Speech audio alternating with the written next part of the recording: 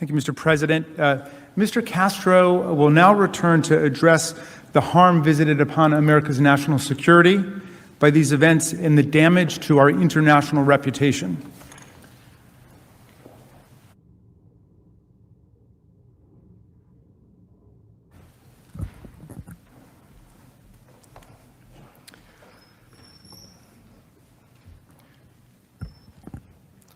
My colleagues discussed with you the many harms to our nation as a result of President Trump's conduct.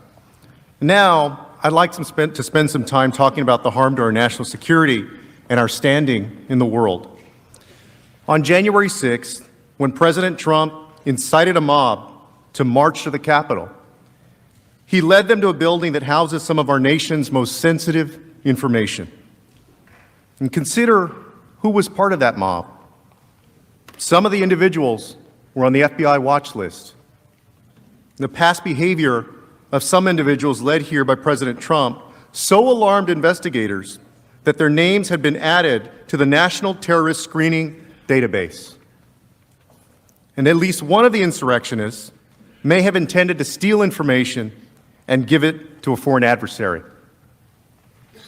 According to charging documents, Riley Williams allegedly helped steal a laptop from Speaker Pelosi's office to, quote, send the computer device to a friend in Russia, who then planned to sell the device to SVR, Russia's Foreign Intelligence Service. While we can't be certain if or how many foreign spies infiltrated the crowd, or at least coordinated with those who did, we can be sure that any enemy who wanted access to our secrets would have wanted to be part of that mob inside these halls. And the point is this: many of the insurrectionists that President Trump incited to invade this chamber were dangerous.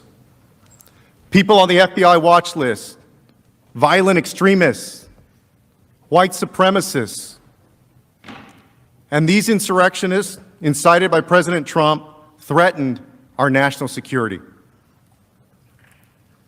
Stealing laptops again from Speaker Pelosi's office, taking documents from Leader McConnell's desk, snapping photographs, as you saw in the videos earlier, in sensitive areas, ransacking your offices, rifling through your desks.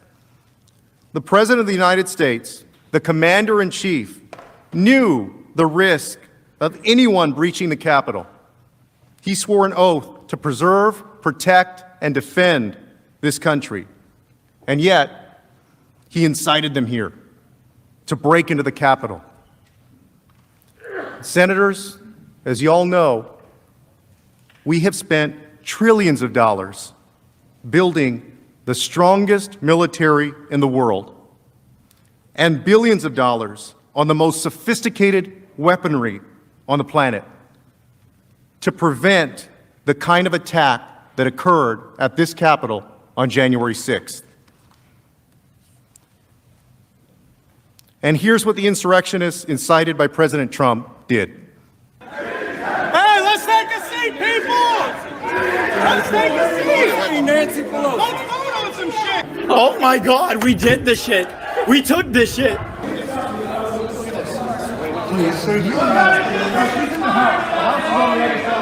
want to just get a snap of that. Yeah, take a picture.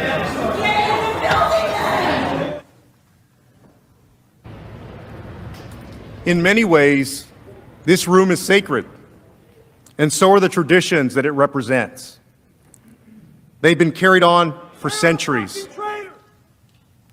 Congress has declared war 11 times on this floor, including entering World War II. And Congress passed the Civil Rights Act and expanded the right to vote to ensure that no matter your race or your gender, you have a voice in our nation. And this floor is where history has been made. And now, our intelligence agencies and law enforcement agencies have the burden to figure out exactly what was stolen, taken, ransacked, and compromised.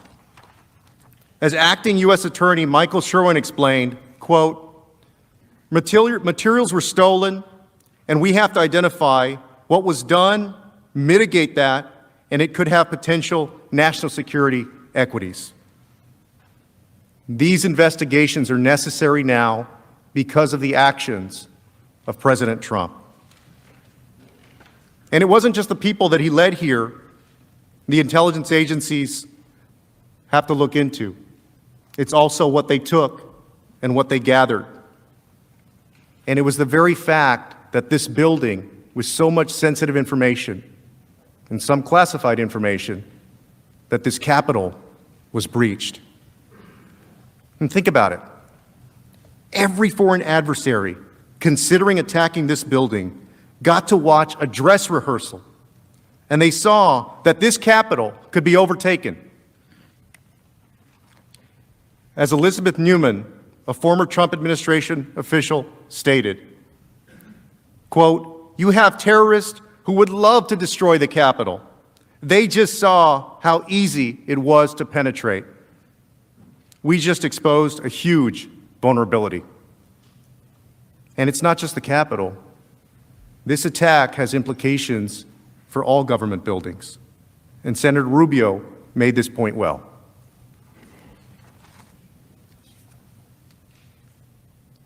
If you're a terrorist right now and you're sitting out there watching this, you're saying to yourself, hey, it's not that hard to get into the Capitol. Maybe that's not hard to get into the White House or the Supreme Court building or somewhere else.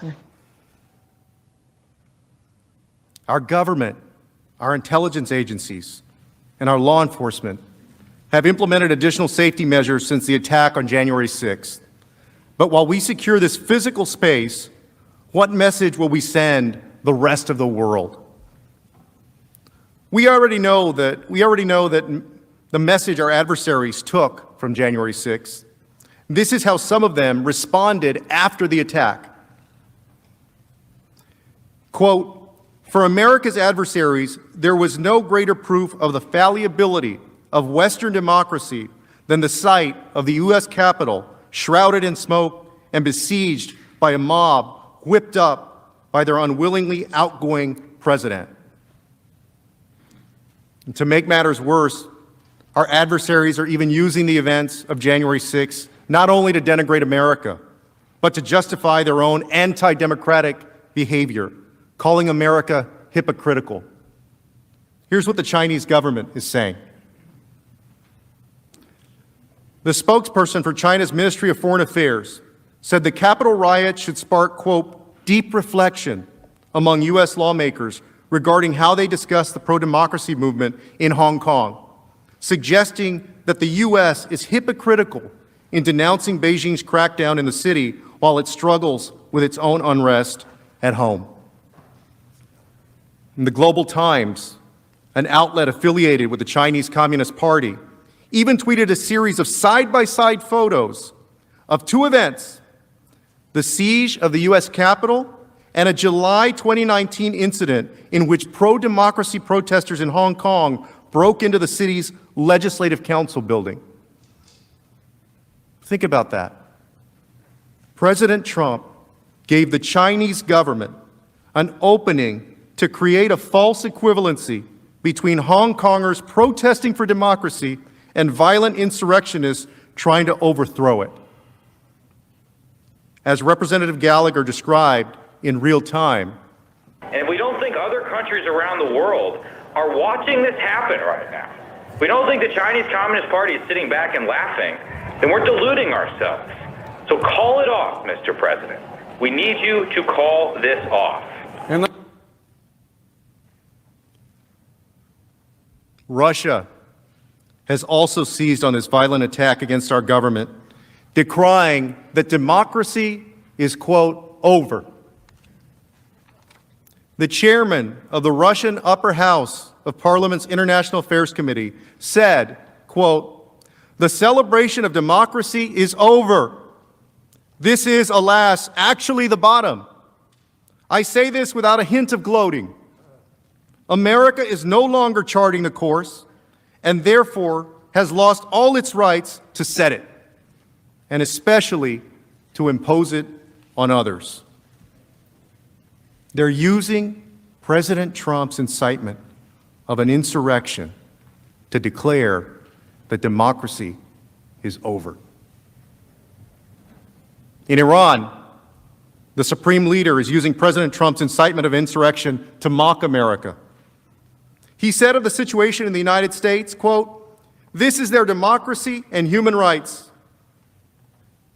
This is their election scandal. These are their values. These values are being mocked by the whole world.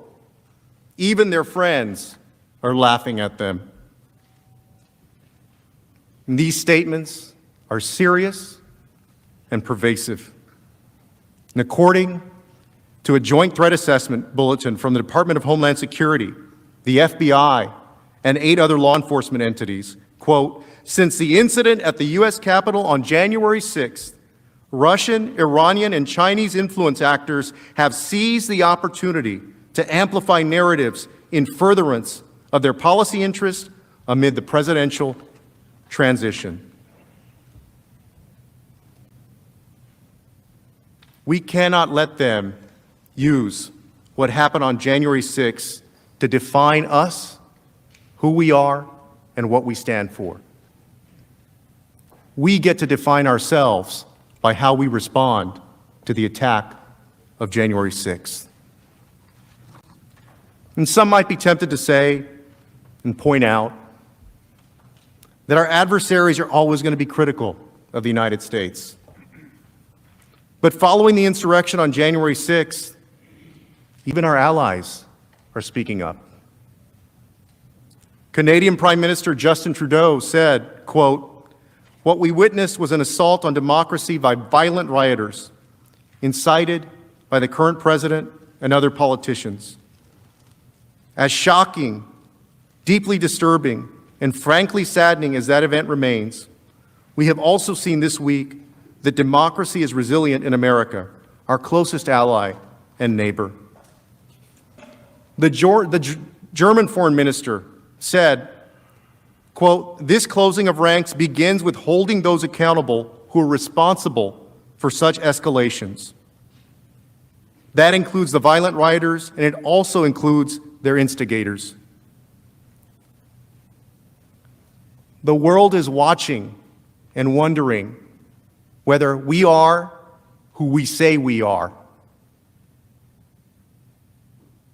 Because when our other countries have known chaos, our Constitution has helped keep order in America. This is why we have a Constitution. We must stand up for the rule of law, because the rule of law doesn't just stand up by itself. After the insurrection, my colleagues on the House Foreign Affairs Committee, the chairman and the ranking member, issued a bipartisan statement that said, quote, "America has always been a beacon of freedom to the world, proof that free and fair elections are achievable and that democracy works. But what happened at the Capitol today has scarred our reputation and has damaged our standing in the world. Today's violence, an inevitable result when leaders in positions of power misled the public, will certainly empower dictators and damage struggling democracies." And that's true. For generations, the United States has been a North Star in the world for freedom, democracy, and human rights, because America is not only a nation, for many, it's also an idea. It's the light that gives hope to people struggling for democracy in autocratic regimes, the light that inspires people fighting across the world for fundamental human rights, and the light that inspires us to believe in something larger than ourselves. And this trial is an opportunity to respond and to send a message back to the world. And I say this as somebody who loves my country, our country, just as all of you do. There is a lot of courage in this room, a lot of courage that has been demonstrated in the lives of the people in this room. Some folks have stood up for the civil rights of fellow Americans and risked their careers and their reputations, their livelihoods, and their safety standing up for civil rights.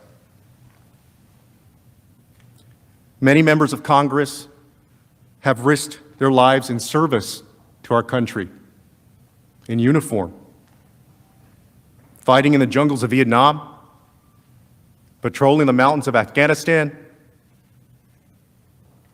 You served our country because you were willing to sacrifice to defend our nation as we know it and as the world knows it. And although most of you have traded in your uniform for public service,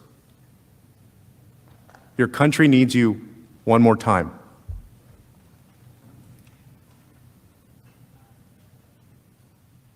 The world watched President Trump tell his big lie. The world watched his supporters come to Washington at his invitation. And the world watched as he told his supporters to march here to the Capitol. And President Trump, our commander-in-chief at the time, failed to take any action to defend us, as he utterly failed in his duty to preserve, protect, and defend. And now, the world is watching us, wondering whether our constitutional republic is going to respond the way it should, the way it's supposed to, whether the rule of law will prevail over mob rule. Because the answer to that question has consequences far beyond our own borders. Think of the consequences to our diplomats and negotiators as they sit at tables around the world to enforce our agenda on trade, the economy, and human rights. To fail to convict a president of the United States who incited a deadly insurrection, who acted in concert with a violent mob, who interfered with the certification of the Electoral College votes, who abdicated his duty as commander-in-chief, would be to forfeit the power of our example as a North Star on freedom, democracy, human rights, and most of all, on the rule of law. And to convict Donald Trump would mean that America stands for the rule of law, no matter who violates it. Let us show the world that January 6th was not America. And let us remind the world that we are truly their North Star.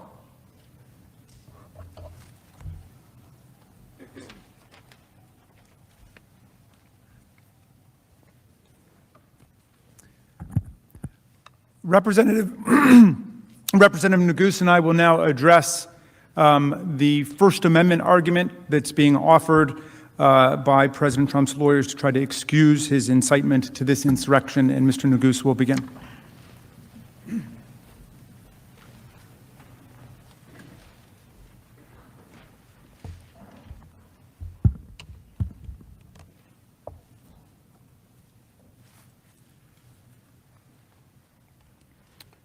Mr. President, distinguished senators, good afternoon. You have heard over the course of the last several days overwhelming evidence that President Trump incited an insurrection. But as Lead Manager Raskin mentioned, as we prepare to close, we'd be remiss if we didn't just briefly address the principal defense that the President will offer to excuse his conduct, and that is this notion that he can't be held accountable for what happened on January 6th because his actions are somehow protected by the First Amendment. Now, let's stop a moment and try to really understand the argument that they are making. According to President Trump, everything he did, everything we showed you that he did, was perfectly okay for him to do, and for a future president to do again. And the Constitution, apparently, in their view, forbids you from doing anything to stop it. That can't be right. It can't be. And it isn't right. Their argument is meant as a distraction. They are concerned not with the facts that actually occurred, the facts that we've proven, but with an alternative set of facts, where President Trump did nothing but deliver a controversial speech at a rally. Of course, that's not what we've charged in the article of impeachment, and it's not what happened. You will hear from my colleague, Lead Manager Raskin, the many myriad reasons why this argument that they make is wrong on the law, completely. Not just around the edges. They make major, fundamental mistakes of constitutional law, the kind that Lead Manager Raskin tells me wouldn't cut it in his first-year law course, which, of course, he certainly would know, since he has taught this subject for decades. And that explains why so many lawyers who've dedicated their lives to protecting free speech, including many of the nation's most prominent conservative free speech lawyers, have described President Trump's First Amendment claims as, quote, legally frivolous. There's another quote from a recent letter from prominent free speech lawyers that, quote, the First Amendment is no bar to the Senate convicting former President Trump and disqualifying him from holding future office. Their argument is wrong on the facts, wrong on the law, and would flip the Constitution upside down. Let's start with the facts, because as you'll see, his free speech claim depends on an account of what he did, of why we're here, that has no basis in the evidence. To hear his lawyers tell it, he was just some guy at a rally expressing unpopular opinions. They would have you believe that this whole impeachment is because he said things that one may disagree with. Really? And make no mistake, they will do anything to avoid talking about the facts of this case. That I can assure you. Instead, we expect they will talk about a lot of other speeches, including some given by Democratic officials, and they will insist with indignation that the First Amendment protects all of this as though it were exactly the same. We trust you to know the difference because you've seen the evidence that we've seen. You've seen, as we've proven over the last 3 days, that his arguments completely misdescribe the reality of what happened on January 6th. They leave out everything that matters about why we're here and what he did.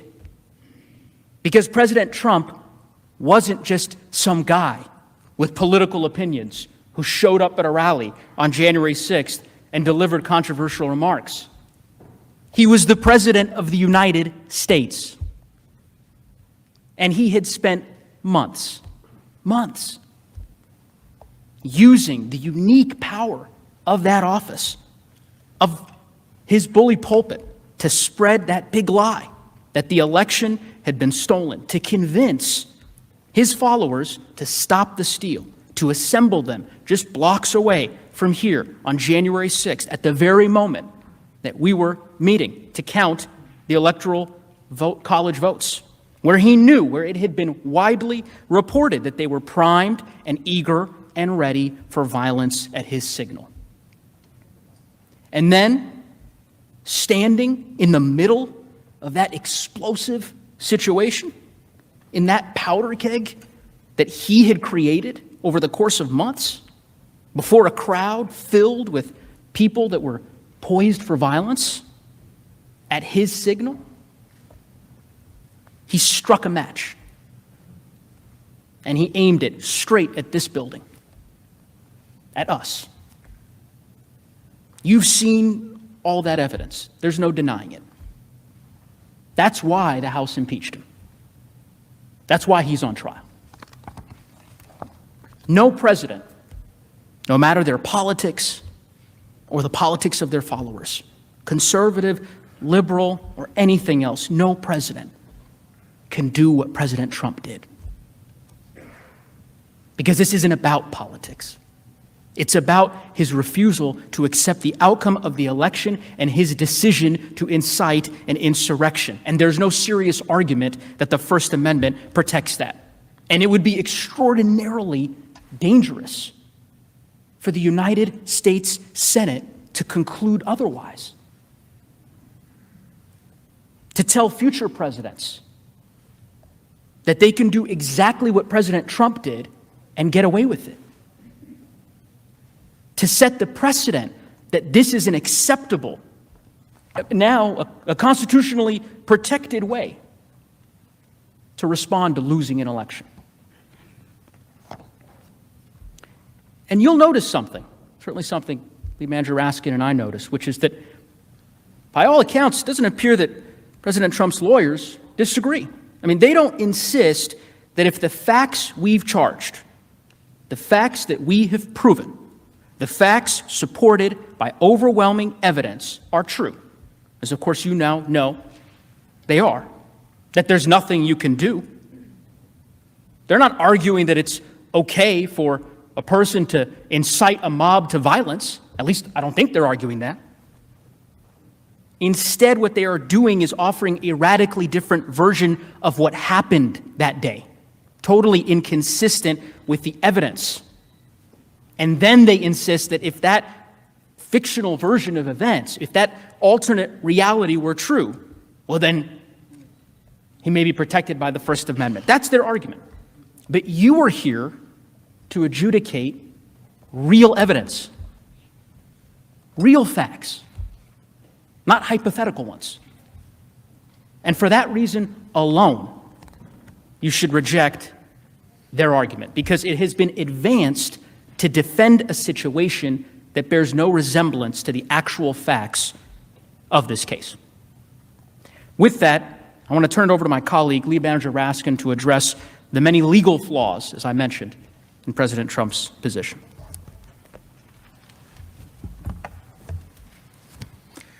So Mr. Neguse just explained why President Trump's last-ditch First Amendment arguments got nothing to do with the actual facts of the case. He's been impeached for inciting violent insurrection against the government. Incitement to violent insurrection is not protected by free speech. There is no First Amendment defense to impeachment for high crimes and misdemeanors. The idea itself is absurd. And the whole First Amendment smokescreen is a completely irrelevant distraction from the standard of high crimes and misdemeanors governing a president who has violated his oath of office. Yet, President Trump, we know, has a good way of treating up as down and wrong as right. He tried to pull off the biggest election fraud in American history by overturning the results of the 2020 election, even as he insisted that his own fraud was in fact an effort to stop the steal, to stop a fraud, a vast conspiracy that he blamed on local and state officials of both political parties, the media, election officials, the judiciary, federal, state, members of Congress, many others. Anybody who wouldn't go along with him was part of the conspiracy. He violated his own oath of office by inciting mob violence to prevent Congress from counting the Electoral College votes as we're assigned to do by the 12th Amendment and the Electoral Count Act, even as he attacked Vice President Pence at a rally for violating his oath of office and going along with an egregious assault on democracy. Now he argues that the Congress is violating his free speech rights when it was Donald Trump who incited an insurrectionist attack against us that halted speech and debate on the floor of the House and the Senate during the peaceful transfer of power, and that imperiled the very constitutional order that protects freedom of speech in the first place, along with all of our other fundamental rights. As a matter of law, as a matter of logic, President Trump's brazen attempt to invoke the First Amendment now won't hold up in any way. The basic flaw, of course, is that it completely ignores the fact that he was president of the United States, a public official. He swears an oath as president that nobody else swears. In exchange, he's given greater powers than anybody else in the entire country, maybe on earth. He or she promises to preserve, protect, and defend the Constitution of the United States and our government institutions and our people. And as we all know, the power we entrust to people in public office, in government office, especially our presidents, comes with special obligations to uphold the laws and the integrity of our republic. And we all swear that oath.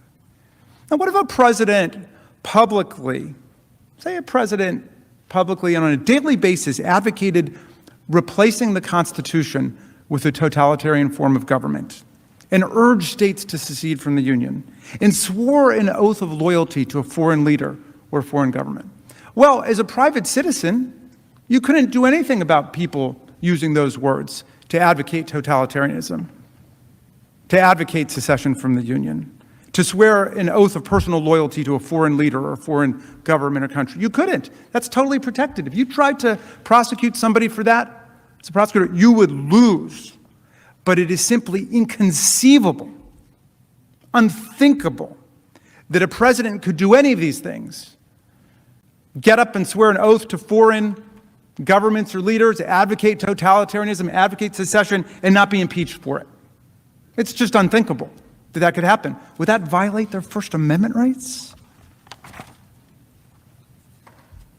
The opposite view pressed here by President Trump's counsel would leave the nation powerless to respond to a president who uses the unmatched power, privilege, and prestige of his or her office, the famous bully pulpit, in ways that risk the ruin of the republic, all for his or her own ambition and corruption and lust for power. Everyone should be clear. There's nothing remotely exotic about what we're saying. It should be common sense to everybody. Common sense about this understanding of the First Amendment as it applies to public servants, cops, firefighters, teachers, everybody across the land. My daughter, who I mentioned earlier in the trial, she's a teacher in a public school. The courts have said teachers teach, but if they go off script and they start advocating totalitarianism, treason, or what have you, they're not living up to the duties of their office as teacher, they can be fired. Everybody knows that. And it happens all the time, by the way, including to cops and firefighters and people on the front lines. It happens all the time. In fact, it happened countless times to people fired by President Trump for their statements or ideas about things, including on election fraud, not long ago. There were people in the government who lost their jobs because the president didn't like what they said or what they wrote. Now, as I mentioned yesterday, and I can't help but repeat it, Justice Scalia got it exactly right on this. He wrote on these cases about how the First Amendment affects people who take on a public office, who take on public employment. And he summed it up like this. He said, you can't ride with the cops, but root for the robbers. You can't ride with the cops, but root for the robbers. That's what Justice Scalia said. And when it comes to the peaceful transfer of power, to the rule of law, to respecting election outcomes, our president, whoever he or she is, must choose the side of the Constitution. Must. And not the side of the insurrection or the coup or anybody who's coming against us.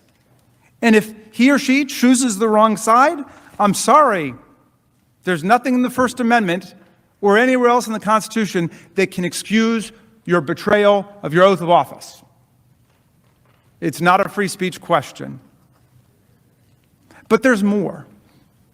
Let's play make-believe and pretend that President Trump were just a run-of-the-mill private citizen, as my colleague Mr. Nagu said, just another guy at the rally who's just expressing a deeply unpopular opinion, because we shouldn't overlook the fact that while there were thousands of people in that violent mob, they represent a tiny, tiny, tiny part of less than 1% of the population, and the vast majority of the American people reject the kind of seditious mob violence that we saw on January 6th. But let's say that he were just another guy in the crowd that day. It is a bedrock principle that nobody can incite a riot. First Amendment doesn't protect it. Key case, Brandenburg versus Ohio. There's no First Amendment protection for speech directed to inciting or producing imminent lawless action and likely to produce such action. And for all the reasons you've heard, based on the voluminous, comprehensive, totally unrefuted, and we think irrefutable, but we're eager to hear our colleagues, based on all the evidence you've heard, and for all the reasons you've heard, that definition of proscribable speech fits President Trump's conduct perfectly. This is a classic case of incitement. And you don't have to take my word for it. The 144 free speech lawyers Mr. Neguse mentioned, who include many of the nation's most dedicated, most uncompromising free speech advocates, unlike Mr. Trump, of course, but these people agree that there is a powerful case for conviction under the Brandenburg standard, even if the President of the United States were just to be treated like some guy in the crowd. And they add, the First Amendment is no defense to the article of impeachment leveled against the former president. And I mention the Brandenburg standard not because it applies here. Of course it doesn't, since this is an impeachment. It's not a criminal trial, and there's no risk of jail time. Let's be clear about that. The president doesn't go to jail for 1 week, 1 day, 1 hour, or 1 minute based on impeachment and conviction and disqualification from further office. Rather, I mention it to emphasize that absolutely nobody in America would be protected by the First Amendment if they did all the things that Donald Trump did. Nobody made Donald Trump run for president and swear an oath to preserve, protect, and defend the Constitution on January 20th, 2017. But when he did, by virtue of swearing that oath and entering this high office, he took upon himself a duty to affirmatively take care that our laws would be faithfully executed under his leadership. All of the laws against federal destruction of property, all of the laws. We expected him in everything he said and everything he did to protect and preserve and defend our constitutional system, including the separation of powers. But instead, he betrayed us. And as Representative Cheney said, it was the greatest betrayal of a presidential oath in the history of the United States of America. The greatest. As I mentioned yesterday, President Trump is not even close to the proverbial citizen who falsely shouts fire in a crowded theater. He is like the now proverbial municipal fire chief who incites a mob to go set the theater on fire and not only refuses to put out the fire, but encourages the mob to keep going as the blaze spreads. We would hold that fire chief accountable. We would forbid him from that job ever again, and that's exactly what must happen here. There are hundreds of millions of citizens who can be president. Donald Trump has disqualified himself, and you must disqualify him too. Just like the fire chief who sends the mob, President Trump perverted his office by attacking the very Constitution he was sworn to uphold. In fact, that's one reason why this free speech rhetoric at this trial is so insidious. His conduct represented the most devastating and dangerous assault by a government official on our Constitution, including the First Amendment in living memory. We wouldn't have free speech or any other rights if we didn't have the rule of law, peaceful transfer of power, and a democracy where the outcome of the election is accepted by the candidate who lost. We had it all the way up until 2020. And the central purposes of the First Amendment are democratic self-government and civic truth-seeking. Two purposes that President Trump sought to undermine, not advance, in the course of his conduct, as we have definitively demonstrated this trial. The violence he incited threatened all of our freedoms. It threatened the very constitutional order that protects free speech, due process, religious free exercise, the right to vote, equal protection, and the many other fundamental rights that we all treasure and cherish as citizens of the United States. The First Amendment does not create some superpower immunity from impeachment for a president who attacks the Constitution in word and deed while rejecting the outcome of an election he happened to lose. If anything, President Trump's conduct was an assault on the First Amendment and equal protection rights that millions of Americans exercised when they voted last year, often under extraordinarily difficult and arduous circumstances. Remember, the First Amendment protects the right of the people to speak about the great issues of our day, to debate during elections, and then to participate in politics by selecting the people who will be our leaders. And remember, in American democracy, those of us who aspire and attain to public office are nothing but the servants of the people. Nothing. Not the masters of the people. We have no kings here. We have no czars. Here the people govern, President Ford said. The people. Most important words of the Constitution are the first three, we the people. But all this means little if a president who dislikes the election results can incite violence to try to replace and usurp the will of the people, as expressed in the states, ignore the judicial branch of government, and then run over the legislative branch of government with a mob. President Trump's high crimes and misdemeanors sought to nullify the political rights and sovereignty of the American people. Our right as a people to deliberate, to form opinions, to persuade each other to vote, and then to decide who our president will be. The sovereignty of the people. That's an attack on the First Amendment, I would say. In addition, President Trump's actions were a direct attack on our own freedom of speech here in the Capitol. Members of Congress are sent here to speak for their constituents. That's why we have our own little mini free speech clause, the speech and debate clause. That's literally our job. We come here and represent the views of our people.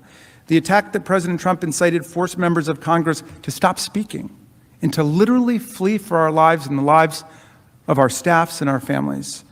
The man whose statements and actions halted speech in Congress, speech related to the peaceful transfer of power, has no right to claim that free speech principles prevent this body from exercising its constitutional powers to hold him accountable for his offense against us. You know, Voltaire said famously, and our founders knew it, I may disagree with everything you say, but I will defend with my life your right to say it. President Trump says, because I disagree with everything you say, I will overturn your popular election and incite insurrection against the government. And we might take a moment to consider another Voltaire insight, which a high school teacher of mine told me when a student asked, when was the beginning of the Enlightenment? And she said, I think it was when Voltaire said, anyone who can make you believe absurdities can make you commit atrocities. There's no merit whatsoever to any of the free speech rhetoric, the empty free speech rhetoric you may hear from President Trump's lawyers. He attacked the First Amendment. He attacked the Constitution. He betrayed his oath of office. Presidents don't have any right to do that. It's forbidden, so that our republic may survive. The people are far more important than that. The precedent he asked you to create, which would allow any future president to do precisely what he did, is self-evidently dangerous. And so there can be no doubt, none at all, the president lacks any First Amendment excuse or defense or immunity. He incited a violent insurrection against our government. He must be convicted.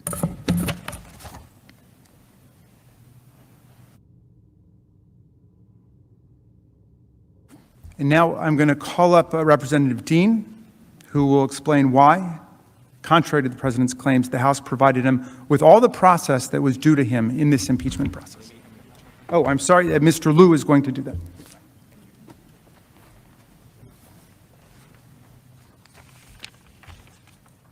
All right. Thank you for your time and your attention. We all heard President Trump's attorneys on Tuesday, and as part of President Trump's efforts to avoid talking about his own conduct, to avoid talking about anything related to his constitutional crime, we expect that President Trump will raise process objections. His due process claims are without merit. Under the Constitution, the House has, quote, the sole power of impeachment. That provision confirms that the House functions as a grand jury or a prosecutor. The House decides whether to bring charges. Now, in other impeachment cases, the House has provided certain deliberative and procedural privileges to the person being impeached, but those are exactly that, privileges. They are discretionary. The House has the power to decide its own rules, how it wants to pass the article of impeachment, and in this case, the House debated the article of impeachment and passed it on a bipartisan vote. I'm a former prosecutor, and I just want to add that I've had the opportunity to decide whether to bring charges. And when you see a crime committed in plain view, prosecutors don't have to spend months investigating before they bring charges. I note that in this case, in fact, hundreds of people have been arrested and charged by prosecutors for the violence on January 6th. There was no reason for the House to wait to impeach the man at the very top that incited the violence. I also like to emphasize that the House had good reason to move quickly. This was an exigent circumstance. This was not a case where there was hidden conduct or some conspiracy that required months and maybe years of investigation. This case does not raise very complicated legal issues. The gravity of the president's conduct demanded the clearest of responses from the legislature, particularly given that the president was still in office at the time the House approved this article, and rumors of further violence echoed around the country. They still do. There must be absolutely no doubt that Congress will act decisively against a president that incites violence against us. That is why the House moved quickly here. And President Trump, who created that emergency, cannot be heard to complain that the House impeached him too quickly for the emergency he caused. Another point on the due process question. Earlier in this trial, President Trump's attorneys suggested that the House somehow deliberately delayed the transmission of this article of impeachment. That is simply not accurate. When the House adopted this article of impeachment on a bipartisan vote, we were ready to begin trial. But the Senate was not in session at the time. And when we inquired as to our options, Senate officials told us clearly and in no uncertain terms that if the clerk of the House attempted to deliver the article of impeachment to the Secretary of the Senate before the Senate reconvened, that the clerk of the House would have been turned back at the door. That's why the trial did not begin then. It's another reason why the president's objections of due process are meritless. And finally, let me just conclude that you all are going to see and have seen a full presentation of evidence by the House, and you're going to hear a full presentation by the president's attorneys. You're going to be able to ask questions. The Senate has the sole power to try all impeachments. President Trump is receiving any and all process that he is due right here in this chamber.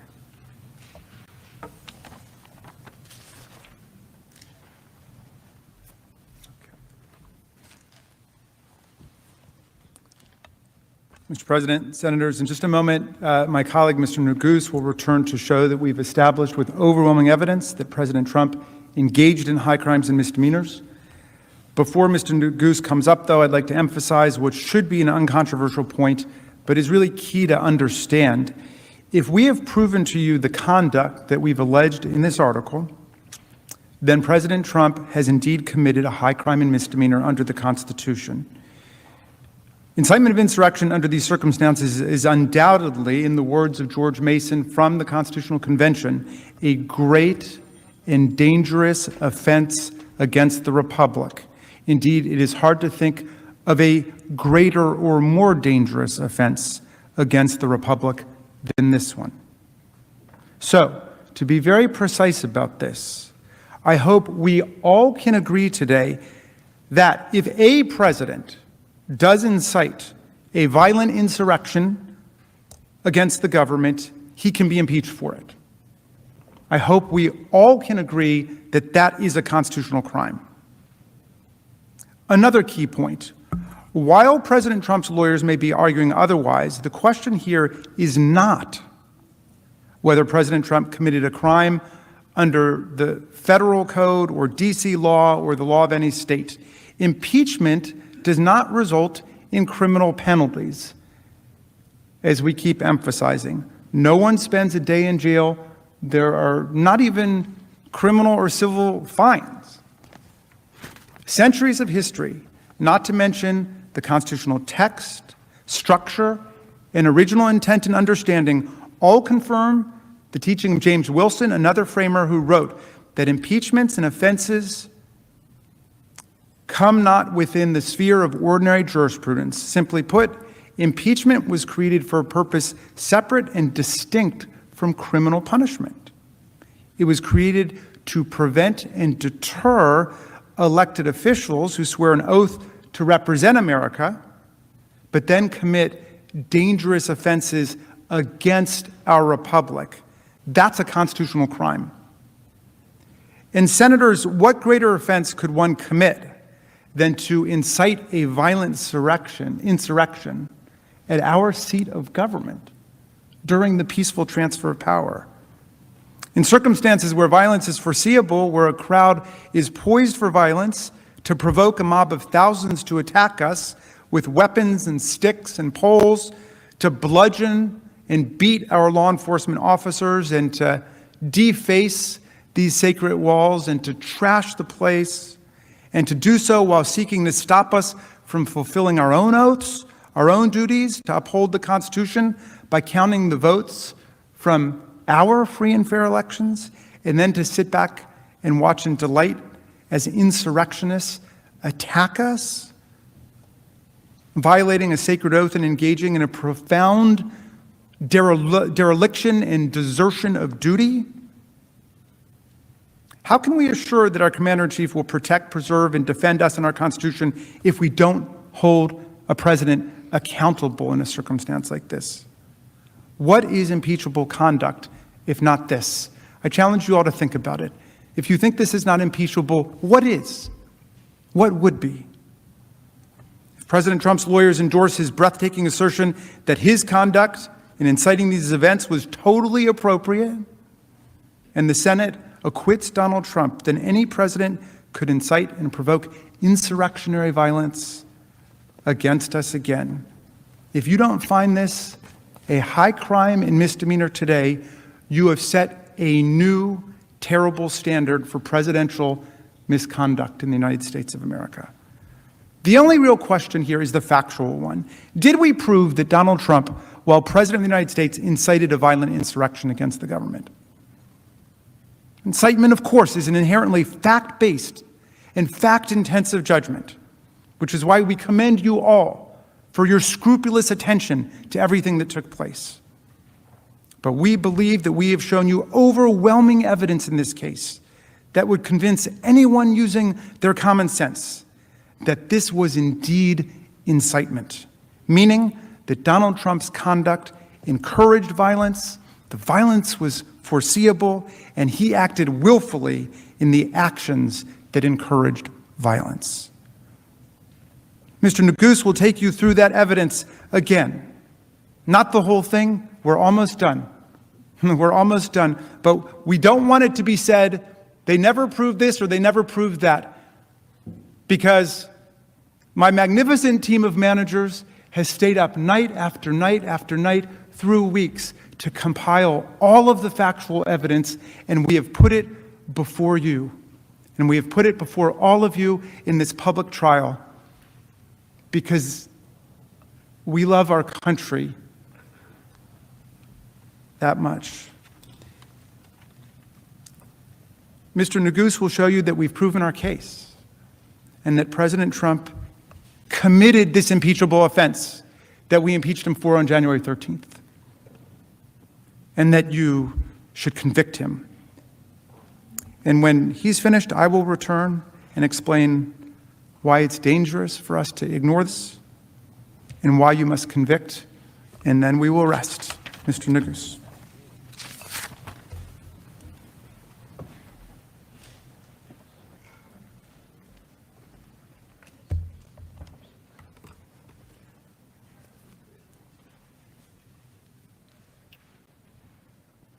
Mr. President, distinguished senators, good afternoon again. As my colleague, Lead Manager Raskin, mentioned, I know it's been a long few days, and I want to say thank you, that we're very grateful for your patience, for your attention, and the attention that you have paid to every one of our managers as they have presented our case. As Lead Manager Raskin mentioned, I hope, I trust that we could all agree that if a president incites a violent insurrection against our government, that that's impeachable conduct. So what I'd like to do as we close our case is just walk you through why our evidence overwhelmingly establishes that President Trump committed that offense.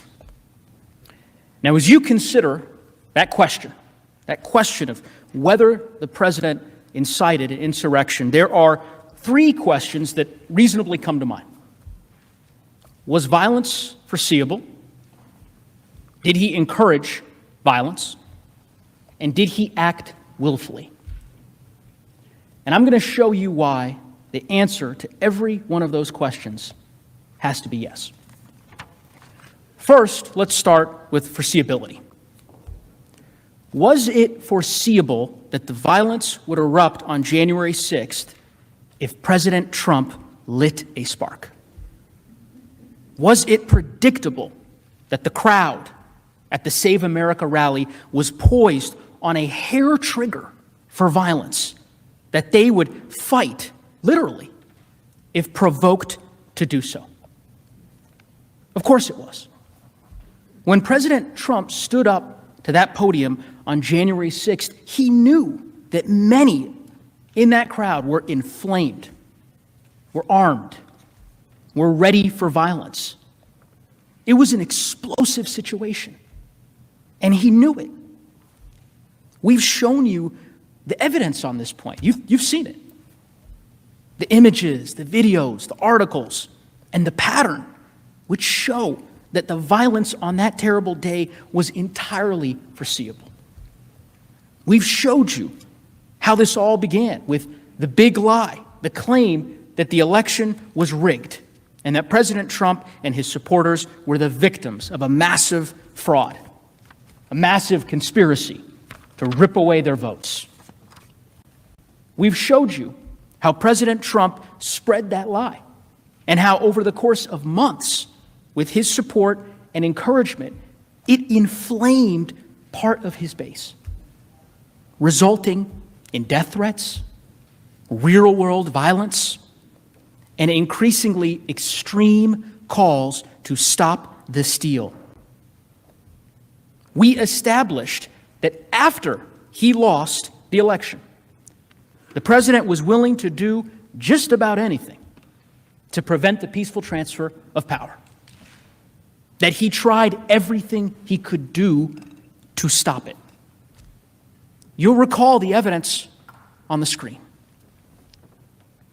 Him pressuring and threatening state election officials, attacking them to the point of literally calling them enemies of the state, threatening at least one of them with criminal penalties.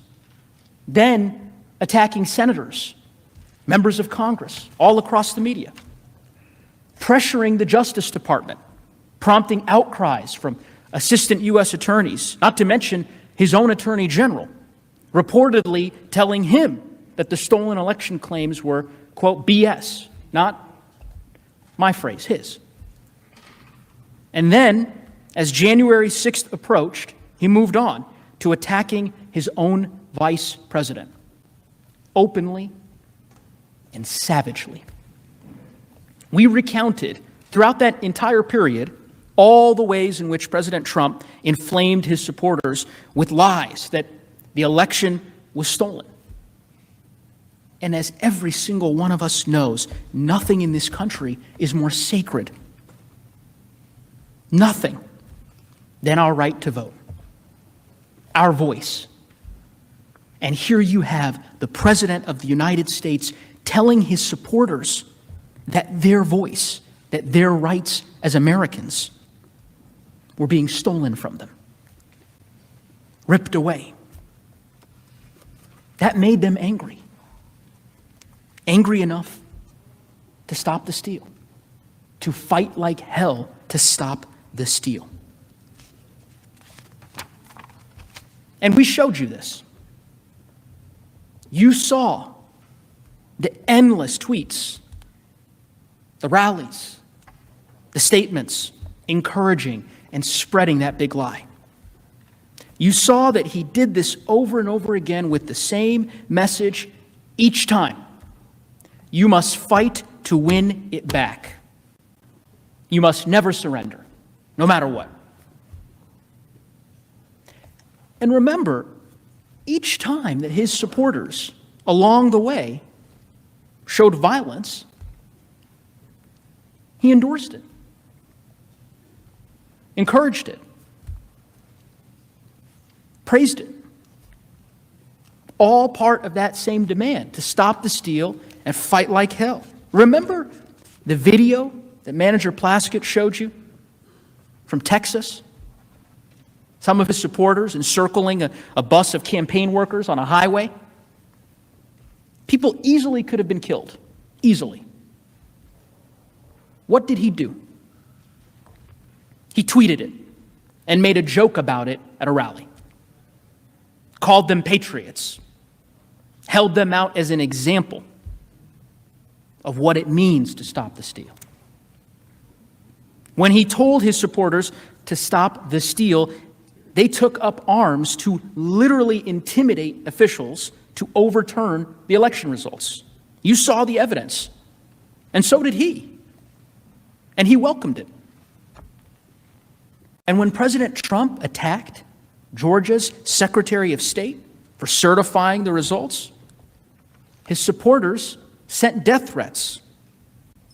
You saw those in great detail from Manager Dean. What did he do? He attacked the election officials further. When his supporters gathered together to have a second Million MAGA rally, that's the rally that Manager Plaskett showed you, a rally about the stolen election, he tweeted that the fight had just begun. What happened next? It's not rocket science. Fights broke out. Stabbings. Serious violence. Now, President Trump, like all of us, he saw what happened at that rally. He saw all the violence, the burnings, the chaos. How did he respond? He tweeted praise of the event. And then, see it on the screen, he bought $50 million worth of ads to further promote his message to those exact same people. He immediately joined forces with that very same group. He joined forces with the same people that had just erupted into violence. Was violence predictable? Was it obvious that the crowd on January 6th was poised for violence? Prepared for it? Absolutely. And this isn't just clear, looking back in time. It was widely recognized at the time. In the days leading up to January 6th, there were dozens, hundreds of warnings. And he knew it. He knew the rally would explode if provoked. He knew all it would take was a slight push. Remember, you heard from Manager Plaskett. the chatter on social media, websites that the Trump administration monitored and were known to the Trump operation. It showed that the people he invited to the January 6th rally took this as a serious call to arms. That this was not just any attack. It was to storm the Capitol if necessary, to stop the steal. And it wasn't just clear on these websites that the Trump administration was monitoring. I mean, the FBI issued reports about this as a credible threat, a threat to target us. Law enforcement made 6 arrests that night before. 6 arrests. Newspapers across the city warned of the risk of the violence. There can be no doubt that the risk of violence was foreseeable. And what did he do in the days leading up to the rally? Did he calm the situation? Ask yourself. I mean, did he call for peace? No. He didn't do that. He spread his big lie more. The most dangerous lie, as I mentioned, that Americans' votes were being stolen and that the final act of theft would occur here in the Capitol. And then he assembled all of those supporters. He invited them to an organized event on a specific day, at a specific time, matched perfectly to coincide with the joint session of Congress, to coincide with the steal that he had told them to stop by any and all means. Again, he was told by law enforcement and all over the news that these people were armed and ready for real violence. He knew it. I mean, he knew it perfectly well, that he had created this powder keg at his rally. He knew just how combustible that situation was. He knew there were people before him who had prepared, who were armed and armored. He knew they would jump to violence at any signal, at any sign from him that he needed them to fight, that he needed them to stop the steal. And we all know what happened next. Second question. Did he encourage the violence? Standing in that powder keg, did he light a match? Everyone knows the answer to that question. The hours of video you all have watched leave no doubt. Just remember what he said on January 6th. All of us here today do not want to see our election victory stolen. There's never been anything like this. It's a pure theft in American history. Everybody knows it. Make no mistake, this election was stolen from you, from me, and from the country. At the opening of... We will never give up. We will never concede. It doesn't happen. You don't concede when there's theft involved. And to use a favorite term that all of you people really came up with, we will stop the steal. We must stop the steal. We will not let them silence your voices. We're not going to let it happen. Not going to let it happen.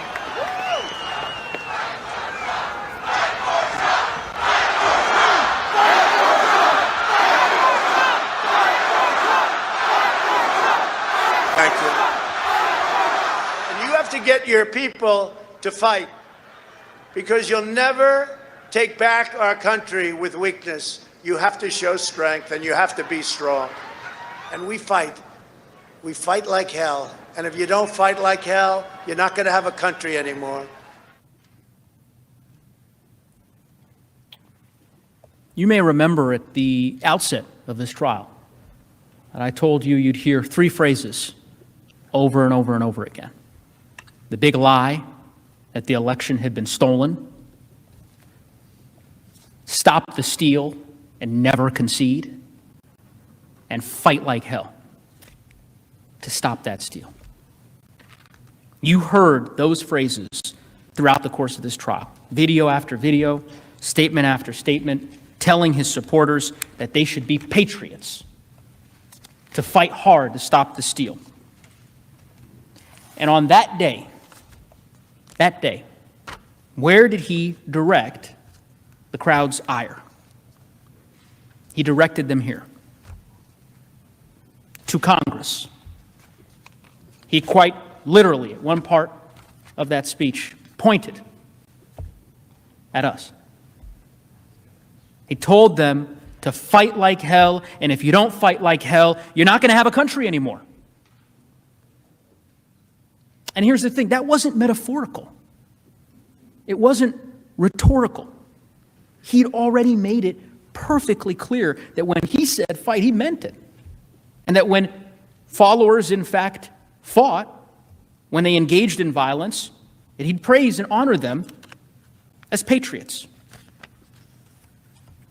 He implied that it was okay to break the law because the election was being stolen. You heard it. You remember the clip that Manager Dean showed you earlier in this trial. He told them, quote is on the screen, when you catch somebody in a fraud, you're allowed to go by very different rules. Remember how all of his supporters, some of his supporters across social media were treating this as a war, talking about bringing in the cavalry? Well, President Trump made clear what those different rules were. He'd been making it clear for months. So, let's have trial by combat. And Rudy, you did a great job. He's got guts. You know what? He's got guts. Unlike a lot of people in the Republican Party, he's got guts. He fights.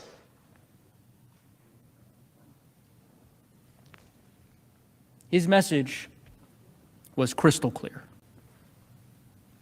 And it was understood immediately, instantly, by his followers.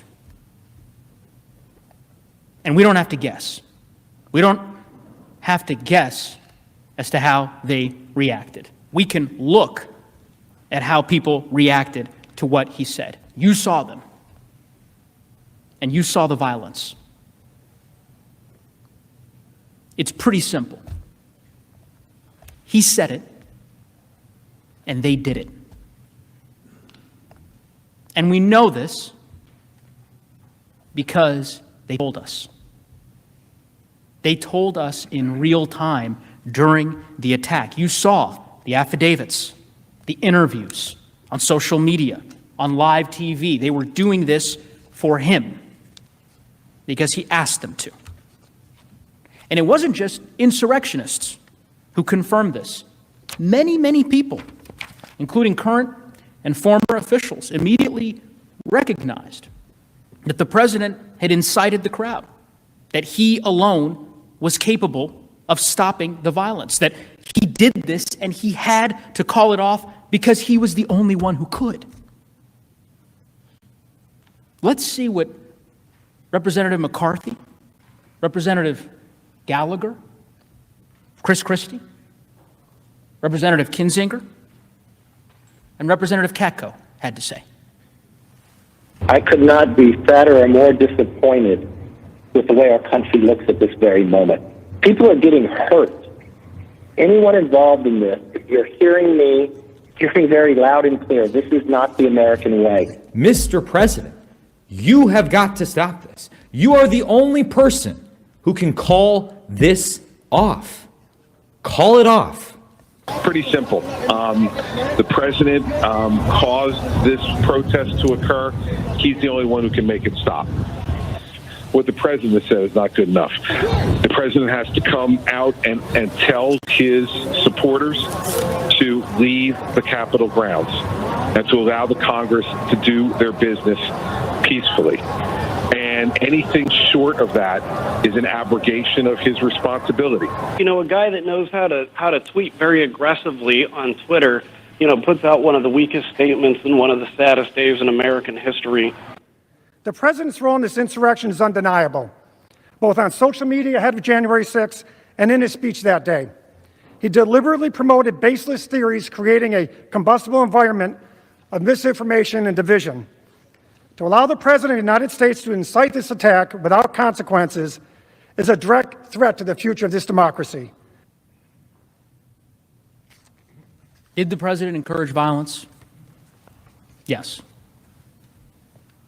No doubt that he did. Final question. Did the president act willfully in his actions that encouraged violence? Well, let's look at the facts. He stood before an armed, angry crowd known to be ready for violence at his provocation. And what did he do? He provoked them. He aimed them here, told them to fight like hell. And that's exactly what they did. And his conduct throughout the rest of that terrible day really only confirms that he acted willfully. I mean, that he incited the crowd and then engaged in a dereliction of duty while he continued inflaming the violence. And again, we don't have to guess what he thought because he told us. Remember the video he released at 4:17 p.m.? Lead manager Raskin showed that to you yesterday. The one where he said, quote, "We had an election that was stolen from us." Remember the tweet that he put out just a couple hours later, 6:01 p.m. on January 6th. You've seen it many times. You could see it on the slide. That these are the things that happen when a sacred landslide election victory is so unceremoniously and viciously stripped away. That is what he was focused on. Spreading the big lie and praising the mob that attacked us and our government. You heard Manager Cicilline describe reports. The president was delighted, enthusiastic, confused that others didn't share his excitement as he watched the attack unfold on TV. He cared more about pressing his efforts to overturn the election than he did about saving lives, our lives. Look at what President Trump did that day after the rally. It's important. He did virtually nothing. We've seen, Manager Castro mentioned this, that when President Trump wants to stop something, he does so simply, easily, quickly. But aside from 4 tweets and a short clip during the over 5-hour-long attack, he did nothing. On January 6th, he didn't condemn the attack, he didn't condemn the attackers, didn't say that he would send help to defend us or defend law enforcement. He didn't react to the violence with shock or horror or dismay as we did. He didn't immediately rush to Twitter and demand in the clearest possible terms that the mob disperse, that they stop it, that they retreat. Instead, he issued messages in the afternoon that sided with them. The insurrectionists who had left police officers battered and bloodied. He reacted exactly the way someone would react if they were delighted, and exactly unlike how a person would react if they were angry at how their followers were acting. Again, ask yourself how many lives would have been saved, how much pain and trauma would have been avoided if he had reacted the way that a president of the United States is supposed to act. There are two parts of President Trump's failure here, his dereliction of duty, that I just have to emphasize for a moment. First is what he did to Vice President Mike Pence, the Vice President of the United States of America. His own Vice President was in this building with an armed mob shouting, "Hang him." The same armed mob that set up gallows outside. You saw those pictures. And what did President Trump do? He attacked him more. He singled him out by name. It's honestly hard to fathom. Second, our law enforcement. The brave officers who were sacrificing their lives to defend us, who could not evacuate or seek cover because they were protecting us. I'm not going to go through again what my fellow managers showed you yesterday, but let me just say this. Those officers serve us faithfully and dutifully, and they follow their oaths. They deserved a president who upholds his, who would not risk their lives and safety to retain power. A president who would preserve, protect, and defend them. But that's not what he did. When they, the police, still barricaded and being attacked with poles, he said in his video to the people attacking them, "We love you. You're very special." What more could we possibly need to know about President Trump's state of mind? Senators, the evidence is clear. We showed you statements, videos, affidavits that prove President Trump incited an insurrection that he alone had the power to stop. And the fact that he didn't stop it, the fact that he incited a lawless attack and abdicated his duty to defend us from it, the fact that he actually further inflamed that mob, attacking his vice president while assassins were pursuing him in this Capitol, more than requires conviction and disqualification. We humbly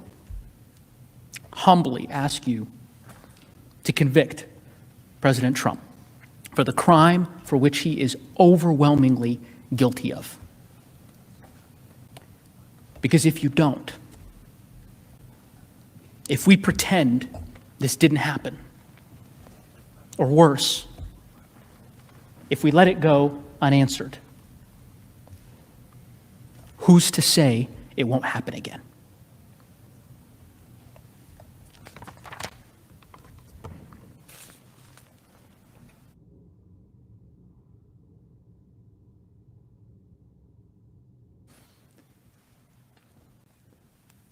Mr. President, members of the Senate, first of all, thank you for your close attention and seriousness of purpose that you've demonstrated over the last few days. Thank you also for your courtesy to the House managers as we've come over here, strangers in a strange land, to make our case before this distinguished and august body. We are about to close, and I am proud that our managers have been so disciplined and so focused. I think we are closing somewhere between 5 and 6 hours under the time that you have allotted to us. But we think we have been able to tell you everything we need to say. We will obviously have the opportunity to address your questions and then to do a final closing when we get there. I just wanted to leave you with a few thoughts. And again, I'm not going to re-traumatize you by going through the evidence once again. I just wanted to leave you with a few. thoughts to consider as you enter upon this very high and difficult duty that you have to render impartial justice in this case, as you have all sworn to do. And I wanted to start simply by saying that in the history of humanity, democracy is an extremely rare and fragile and precarious and transitory thing. Abraham Lincoln knew that when he spoke from the battlefield and vowed that government of the people, by the people, and for the people shall not perish from the earth. But he was speaking not long after the Republic was created, and he was trying to prove that point, that we would not allow it to perish from the earth. For most of history, the norm has been dictators, autocrats, bullies, despots, tyrants, cowards who take over our governments. For most of the history of the world. And that's why America is such a miracle. We were founded on the extraordinary principles of the inalienable rights of the people and the consent of the governed and the fundamental equality of all of us. You know, when Lincoln said, government of the people, by the people, and for the people, and he hearkened back to the Declaration of Independence when he said 7 years ago, he knew that that wasn't how we started. We started imperfectly. We started as a slave republic. Lincoln knew that. But he was struggling to make the country better.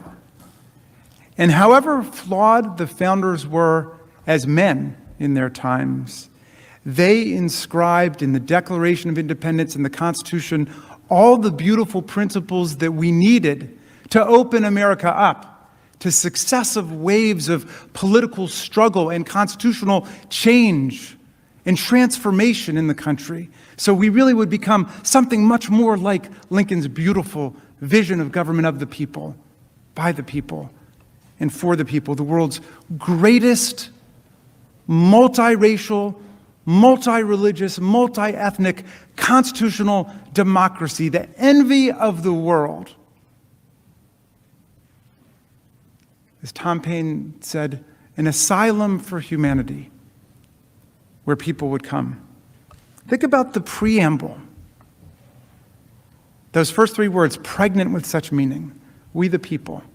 And then all of the purposes of our government put into that one action-packed sentence. We the people, in order to form a more perfect union, establish justice, ensure domestic tranquility, provide for the common defense, promote the general welfare, and preserve to ourselves and our posterity the blessings of liberty. And then, right after that first sentence, the mission statement for America in the Constitution, what happens? Article 1. The Congress is created. All legislative powers herein are reserved to the Congress of the United States. You see what just happened? The sovereign power of the people to launch the country and create the Constitution flowed right into Congress. And then you get, in Article 1, Section 8, comprehensive, vast powers that all of you know so well. The power to regulate commerce domestically and internationally, the power to declare war, the power to raise budgets and taxes and to spend money, the power to govern the seat of government, and on and on and on. And then even in Article 1, Section 8, Clause 18, and all other powers necessary and proper to the execution of the foregoing powers. That's all of us. And then you get to Article 2, the President, 4 short paragraphs. And the 4th paragraph is all about what? Impeachment. How you get rid of a president who commits high crimes and misdemeanors. But what's the core job of the president? To take care that the laws are faithfully executed.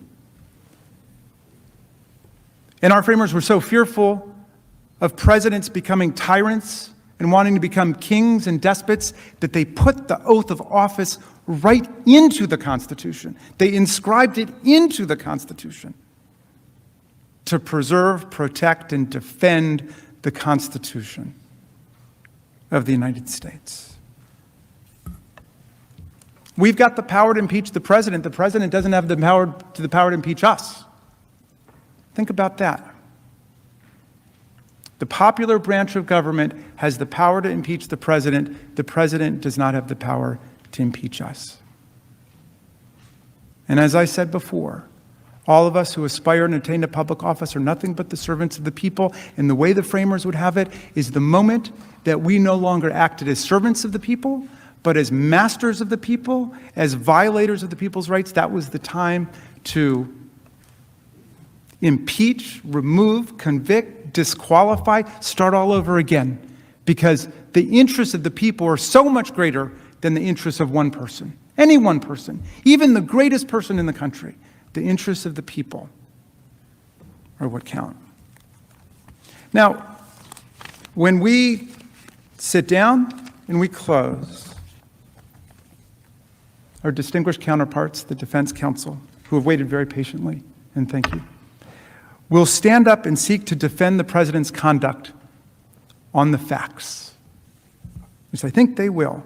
It has already been decided by the Senate on Tuesday that the Senate has constitutional jurisdiction over this impeachment case brought to you by the United States House of Representatives. So we've put that jurisdictional constitutional issue to bed. It is over. It's already been voted on. This is a trial on the facts of what happened. An incitement, as we said, is a fact-intensive investigation and judgment that each of you will have to make. We've made our very best effort to set forth every single relevant fact that we know in the most objective and honest light. We trust and we hope that the defense will understand the constitutional gravity and solemnity of this trial by focusing like a laser beam on the facts and not return to the constitutional argument that's already been decided by the Senate. Just as a defense lawyer who loses a motion to dismiss on a constitutional basis in a criminal case must let that go and then focus on the facts which are being presented by the prosecutors in detail, they must let this constitutional jurisdictional argument go. Not just because it's frivolous and wrong, as nearly every expert scholar in America opined, but because it's not relevant to the jury's consideration of the facts of the case. So our friends must work to answer all of the overwhelming, detailed, specific, factual, and documentary evidence we have introduced of the president's clear and overwhelming guilt in inciting violent insurrection against the Union. Now, Donald Trump last week turned down our invitation to come testify about his actions, and therefore we've not been able to ask him any questions directly as of this point. Therefore, during the course of their 16-hour allotted presentation, we would pose these preliminary questions to his lawyers, which I think are on everyone's minds right now, in which we would have asked Mr. Trump himself if he had chosen to come and testify about his actions and inactions when we invited him last week. One, why did President Trump not tell his supporters to stop the attack on the Capitol as soon as he learned of it? Why did President Trump do nothing to stop the attack for at least 2 hours after the attack began? As our constitutional commander-in-chief, why did he do nothing to send help to our overwhelmed and besieged law enforcement officers for at least 2 hours on January 16th after the attack began? On January 6th, why did President Trump not at any point that day condemn the violent insurrection and the insurrectionists? And I'll add a legal question that I hope his distinguished counsel will address. If a president did invite a violent insurrection against our government, as of course we allege and think we've proven in this case, but just in general, if a president incited a violent insurrection against our government, would that be a high crime and misdemeanor? Can we all agree at least on that? Senators, I've talked a lot about common sense in this trial because I think I believe that's all you need to arrive at the right answer here. You know, when Tom Paine wrote Common Sense, the pamphlet that launched the American Revolution, he said that common sense really meant two different things. One, common sense is the understanding that we all have without advanced learning and education. Common sense is the sense accessible to everybody, but common sense is also the sense that we all have in common as a community. Senators, America, we need to exercise our common sense about what happened. Let's not get caught up in a lot of outlandish lawyers' theories here. Exercise your common sense about what just took place in our country. Tom Paine wasn't an American, as you know, but he came over to help us in our great revolutionary struggle against the kings and queens and the tyrants. And in 1776, in the crisis, he wrote these beautiful words. It was a very tough time for the country. People didn't know which way things were going to go. Were we going to win? Against all hope? Because for most of the rest of human history, it had been the kings and the queens and the tyrants and the nobles lording it over the common people. Could political self-government work in America was the question. And Paine wrote this pamphlet called The Crisis, and in it he said these beautiful words. And with your permission, I'm going to update the language a little bit, pursuant to a suggestion of Speaker Pelosi, so as not to offend modern sensibilities, okay? But he said, these are the times that try men and women's souls. These are the times that try men and women's souls. The summer soldier and the sunshine patriot will shrink at this moment from the service of their cause and their country. But everyone who stands with us now will win the love and the favor and the affection of every man and every woman for all time. Tyranny, like hell, is not easily conquered, but we have this saving consolation. The more difficult the struggle, the more glorious in the end will be our victory. Good luck in your deliberations.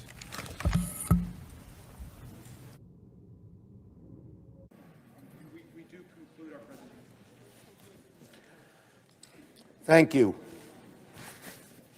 Thank you. Now I have two, we're going to do the adjournment resolution in a moment. I have two other things that we have to do. They're quick. First, Mr. President, I ask unanimous consent that it be in order to make several unanimous consent requests as if in legislative session. The objection is ordered. I ask unanimous consent that on Friday, February 12th, from 10:30 to 11:30 a.m., that notwithstanding adjournment, the Senate be able to receive House messages and executive matters, committees be authorized to report legislative and executive matters, and senators be allowed to submit statements for the record, introduce bills and resolutions, and make co-sponsor requests, and where applicable, the Secretary of the Senate, on behalf of the presiding officer, be permitted to refer such matters. Objection is allowed. And a second request, poignantly appropriate at this moment. I ask unanimous consent that pursuant to the order of the Senate of January 24th, 1901, the traditional reading of Washington's farewell address take place on Monday, February 22nd, following the prayer and pledge. Further, that Senator Portman be recognized to deliver the address. Is there objection? Not hearing objection, it's ordered. And finally, Mr. President, I ask unanimous consent the trial adjourn until 12 noon tomorrow, Friday, February 12th, and this also constitute the adjournment of the Senate. Hearing an objection, without objection, it's ordered. Senate's adjourned. All right, well, that's going to wrap it up for today. It looks like the Democrats actually finished about 5.5 hours earlier than they had to. They had a total of 16 hours, and they finished in about 11 hours. So that's good. Moving on quickly. The Republicans will start tomorrow. I have a feeling that they're going to go pretty quick. I don't think they're going to use their whole 16 hours either. All right. On that note, I will be breaking this up into highlights and posting it later. And within about 30 minutes, you should have the highlights from the first session this morning. All right. You guys have a wonderful day. Take care. Thanks for watching OFN.